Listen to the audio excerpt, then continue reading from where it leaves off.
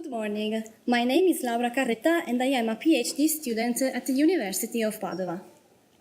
The theme of my presentation is reducing glyphosate and AMPA losses from a non-tilled field using vegetative buffer strips. I've divided my talk into three main sections. First, a brief introduction, second, experimental activities, and third, the results. Let's start with the introduction. Conservation agriculture is a type of soil management which aims at minimal soil disturbance. Reduced tillage or no tillage is the most important component of conservation agriculture, and it has several positive outcomes like improved soil structure, increased water holding capacity, and reduced runoff and soil erosion. However, establishing the benefits of no-till takes time, and the transition phase from conventional to conservation agriculture may pose several problems. In fact, without tillage, weed management is totally based on herbicides, with the consequence of a higher use of herbicides in comparison with conventional tillage. Moreover, during the first years of no-till, the soil is prone to compaction, and this can increase surface runoff, consequently increasing herbicide loss from the field to surface water. Formulations based on glyphosate are the most used solutions for the weed control of the seedbed in no-till systems. Glyphosate is an herbicide moderately toxic to humans, birds, aquatic organisms, earthworms, and honeybees, and it has an half-life in the soil of 24 days. Glyphosate is metabolized in soil, water, and plants by microorganisms. Aminomethylphosphonic acid, AMPA, is the major metabolite of glyphosate. It has similar properties and toxicity, but it is more persistent than glyphosate, with an half-life in the soil of more than 400 days. Glyphosate and AMPA strongly adsorb in the soil matrix, but they are highly soluble in water. So, in soils with unfavorable structure, they are subjected to severe loss with runoff. Vegetative buffer strips are non-treated areas of vegetation planted between cropland and a water body. Buffer strips prove to effectively reduce herbicide runoff from cultivated fields, mainly due to the ability of vegetation to delay surface runoff, promote infiltration, and absorb herbicides. Buffer strip design can differ in size and vegetation cover. In these pictures, you can see two common types of buffer strips in Po Valley, northeast Italy. One composed only by grass, and the other one with grass and woody plants. So, the aim of this study was to analyze the efficacy of a 6 meters wide buffer strip compared with no buffer plots in reducing glyphosate and AMPA runoff from a non-tilled soil in transition from conventional to conservation agriculture. This type of buffer strip was chosen because the Rural Development Programme of the Veneto region for 2014-2020 provides payments to farmers who create and maintain a buffer strip with a minimum width of 6 meters, of which at least 1 meter is of trees or shrubs. Let's move to the experimental section. This study was conducted from April to November 2016 at the Padova University Experimental Farm in northeast Italy. A research program started in 1997 in which buffer strips with different widths and compositions were planted. As I mentioned before, this study was focused on the 6 meters wide grass buffer with 2 rows of trees and shrubs, named 6G2R, in comparison with without buffer plot, named WB. Each buffer type had 2 replicates, and each plot had a sampler located in the ditch. This study was conducted under natural rainfall conditions and adopting proper cropping management. In these pictures, you can see the ditch located at the edge of the field and the runoff water sampling system. This graph reports daily rainfall from May to November 2016 at the Padova University Experimental Farm. The gray arrows indicate runoff events, The red dotted line indicates glyphosate treatments, T1 and T2, and colored areas indicate the crops. 2 glyphosate treatments were performed. The first on April 6 at a dose of 1.08 kilograms of active ingredient per hectare, and the second on November 3rd at a dose of 1.44 kilograms of active ingredient per hectare. On May, the field was sod-seeded with maize that was harvested in August. On November, the field was sod-seeded with wheat. At the end of November, as in the previous years, the samplers were closed and the sampling was suspended due to the adverse weather conditions of the winter season. After each runoff event, runoff water volume was measured and samples were collected for the analysis of glyphosate and AMPA concentration in runoff water. To do this, samples were centrifuged and filtered.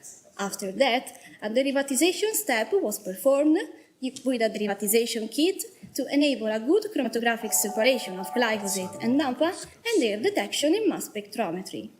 Samples were then analyzed with liquid chromatography mass spectrometry using a triple-quadruple equipped with electrospray ionization source. The mobile phase consisted of water, solvent A, and acetonitrile, solvent B, both acidified with 0.1% formic acid.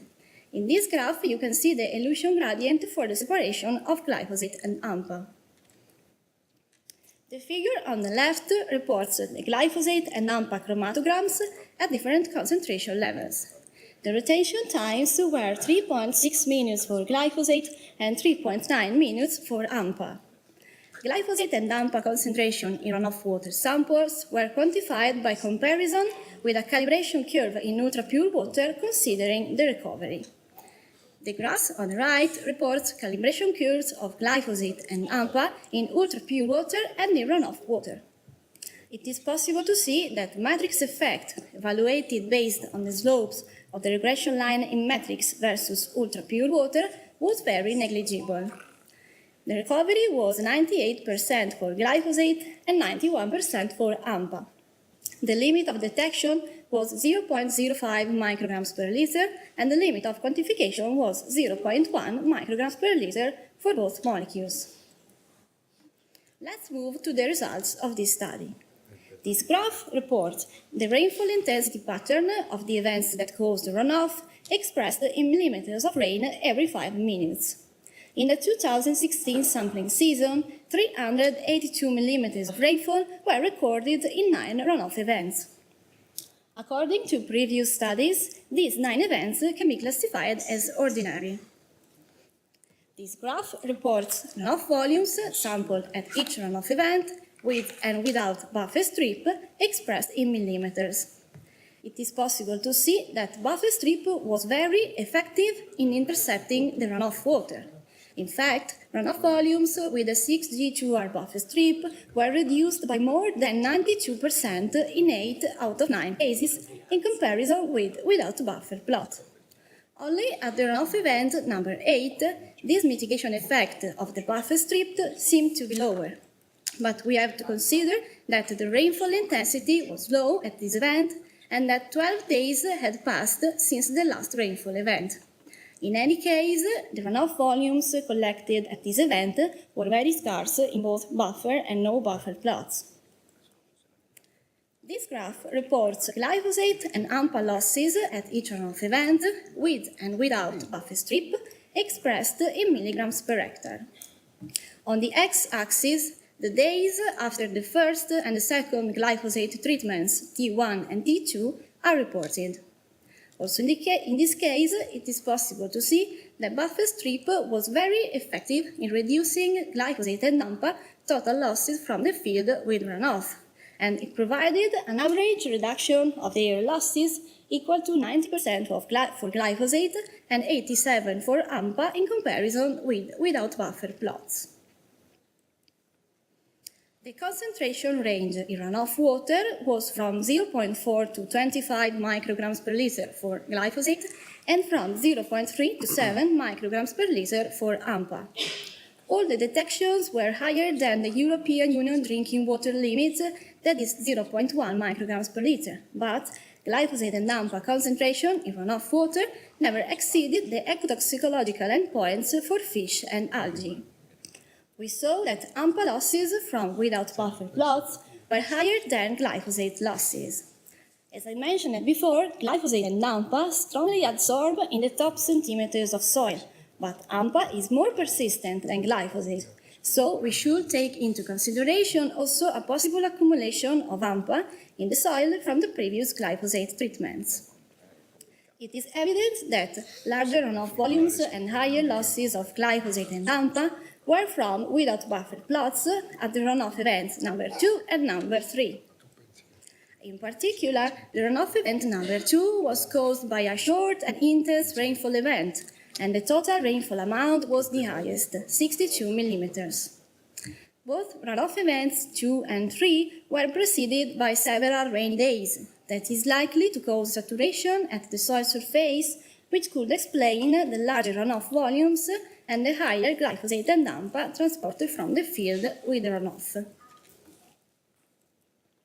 To conclude, as I mentioned in the beginning of my presentation, during the transition phase from conventional to conservation agriculture, an increase in surface runoff may occur, and since the adoption of conservation tillage practices may require the use of more herbicides, this can result in a greater contamination of surface waters.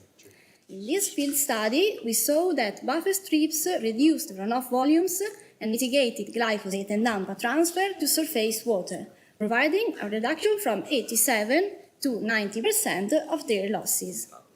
So, in this study, with 9 runoff events, confirms that a 6 meters wide buffer strip with 2 rows of trees and shrubs is a very effective mitigation system against runoff, and it maintains good performance even in agronomic situations that promote runoff, like a field in transition from conventional to conservation agriculture.